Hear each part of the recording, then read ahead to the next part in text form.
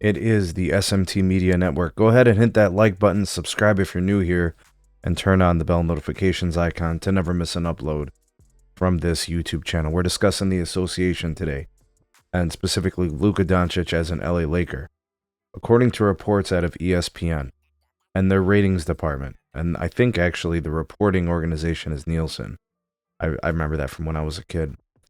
The Luka Doncic debut game for the LA Lakers amassed huge ratings for ESPN. And probably the most impressive thing is because the fact that it's a West Coast start time, right? 10:30 p.m. Eastern. That's a late game. Most folks have tuned out of TV, going to bed and getting up for work in the morning.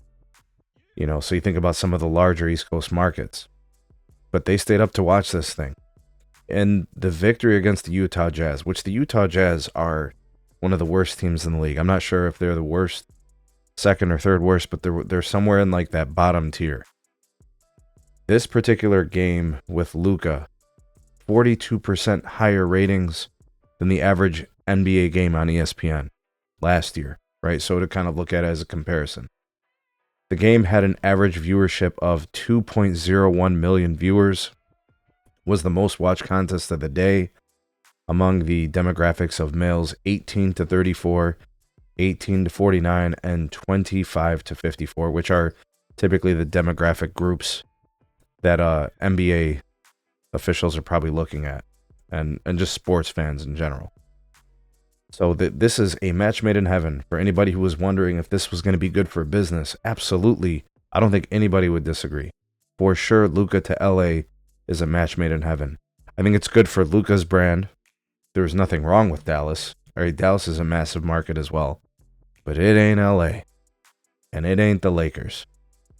Luka is going to be Hollywood in Hollywood. He becomes the face of the franchise. He takes over, kind of the reins. LeBron's been in his twilight years, right? So, it's just a matter of time until he doesn't even have to share the spotlight anymore, right? It's going to be the Luka show moving forward. But for anybody who had doubts if this was going to be primetime TV, absolutely, this was going to be the case. Luka is the Lake Show. You can expect the ratings to continue to sky high.